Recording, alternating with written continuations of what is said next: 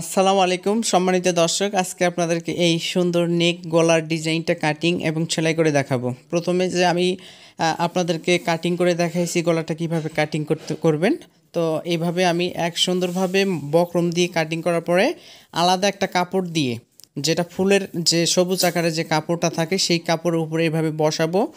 Just আপনারা কিন্তু এই সেলাইটা দিবেন আটকানোর জন্য, কিন্তু সেলাইটা দিতে হবে একদম কিনার দিয়ে, ঠিক আছে? বক্রমের উপর দিয়ে কিন্তু সেলাইটা হবে।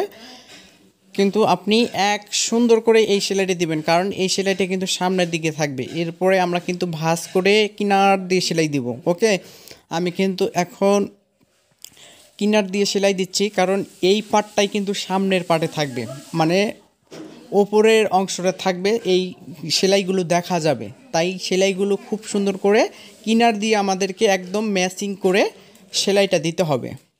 তো আমি মুড়িয়ে মুড়িয়ে সেলাই দিচ্ছি একই নিয়মে। আপনারা আমি এখানে সবুজ নিয়েছি বলে আপনারাও সবুজ নেবেন তা কিন্তু নয়। আপনাদের যেটা প্রয়োজন বা যেটা ফুটে উঠবে সেই কাপড়টাকে আপনাকে ব্যবহার করতে হবে।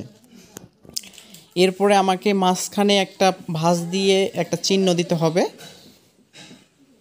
তো চিহ্নটা আমি কেন দিলাম এটা আপনাকে দেখাবো। দেখুন, এটা কিন্তু একদম মিডিলে আমাদেরকে একটা চিহ্ন দিতে হবে। দেওয়ার পরে আমাদের যেটা কাপড় থাকবে, যেটা আমরা এই গলাটা ব্যবহার করব, উল্টা পাশে বসানোর পরে এই গলাটা আমাদেরকে সেটিং করতে হবে।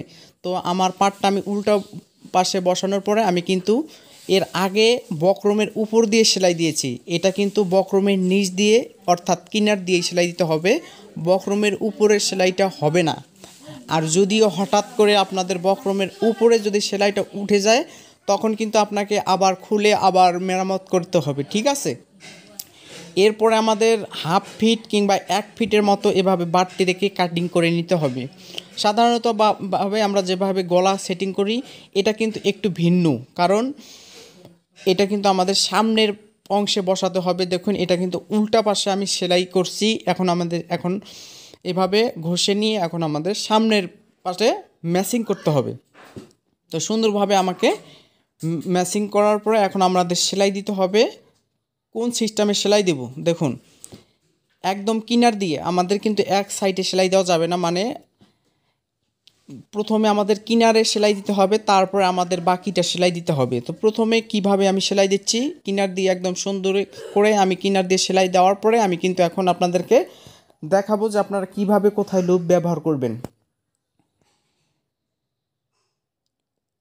দেখুন, এখানে আমি প্রথমে একটা চিহ্ন দিব, তারপর আমি 1 ইঞ্চি পর পর 4টা লুপ ব্যবহার করব। এখানে শো বোতাম থাকবে 4টা, তাই আমাকে 4টা লুপ কেটে নিয়ে সেটিং করতে হবে। এখানে আমাকে 1 ইঞ্চি পর পর কিন্তু মার্কগুলো টেনে নিতে হবে, ঠিক আছে? এভাবে কিন্তু আপনি সুন্দরভাবে মার্ক টেনে নেওয়ার পরে এখন আমাদেরকে যেটা করতে হবে, আমাদেরকে এখন লুপ বানাতে হবে। আপনি এই কাপড়ের বা সাদা কাপড়ের দিতে পারেন। এখানে যেহেতু 2টা ফুল আছে, কারণ আমার কাপড় এবিলিটি ছিল না, তাই আমি এখানে আড়াভাবে কাটিং করে নিতেছি। এখানে আপনারা সোয়ায় 1 ইঞ্চি পরিমাণে আপনারা কাটিং করবেন। কাটিং করার পরে আমার একটু জয়েন্ট পড়বে, কারণ আমার কাপড়টা এবিলিটি খুবই কম, তাই আমাকে এভাবে নেওয়ার পরে আমার কিন্তু উল্টানো ফিতা অর্থাৎ দড়ি ফিতা আমরা কিন্তু ব্যবহার করব। তো এভাবে আমাদেরকে চিকন করে সেলাই দিতে হবে। দেওয়ার পরে এখন আমাদেরকে একটা কাঠি ব্যবহার করতে হবে। কাঠি দিয়ে আমাদের এভাবে উল্টানোর পরে কিন্তু আমাদের দড়ি ফিতাটা মানে তৈরি হবে। অনেক সময় আমরা কিন্তু পেটিকোটের ফিতার মতো তৈরি করে, আসলে কিন্তু এটা পেটিকোটের ফিতা কিন্তু হবে না। এখানে কিন্তু দড়ি ফিতা আপনাকে বানাতে হবে।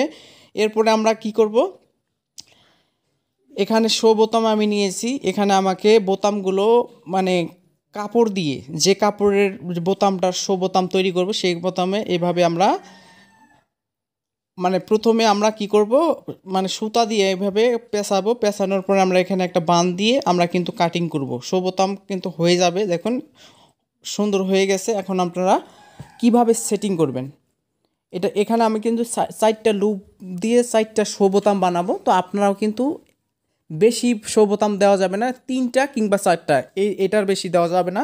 আমি প্রথমে 3.5 ইঞ্চি কাটিং করছি, কারণ এখনও আমি জানি না আমার কতটুকু প্রয়োজন। যখন আমি সেটিং করব তখন আমি বুঝতে পারবো যে আমার কতটুকু হলে পারফেক্ট হবে। তারপরে আমি কিন্তু সাইটের সেলাইটা দিব। সাইটের সেলাই দেওয়ার পরে আমার যেখানে যেখানে আমার মার্ক আছে সেখানে আমাকে মেশিনটা বন্ধ রাখতে হবে। তো দেখুন এখানে আমি মেশিনটা বন্ধ রাখবো। এখন আমাকে লুপটা ব্যবহার করতে হবে, যে আমি এখানে 3.5 ইঞ্চি যে দিলাম, এখন আমাকে কতটুকু প্রয়োজন হবে। দেখুন অনেক বেশি হচ্ছে, তাই এখানে আমাকে 1/2 ইঞ্চির মতো কাটিং করে 3 ইঞ্চি আমাদেরকে নিতে হবে। তো আপনাদেরও কিন্তু একইভাবে 3 ইঞ্চি হবে। তো 3 ইঞ্চি নেওয়ার পরে এখানে দেখুন আমি প্রত্যেকটা 3 ইঞ্চি কাটিং করব, মানে 4টা যে লুপ আমি তৈরি করলাম 4টা আমি এক সিস্টেম করে 3 ইঞ্চি আমি নিব। নেওয়ার পরে এখানে আমাকে ভাঁজ করে আমাকে মানে ঠিক মার্ক অনুযায়ী আমাদেরকে বোতামটা বসানোর প্রয়োজন হবে, যে কতটুকু লুপের অংশ আমাদেরকে রাখতে হবে। এরকম করে আমার যতটুকু প্রয়োজন হবে ততটুকু আমি কিন্তু ভাঁজ করে আমি কিন্তু সেই মার্ক অনুযায়ী ঢুকিয়ে দিব। ঢুকানোর পরে আমাদের কিন্তু সাইডে সেলাইটা দিতে হবে।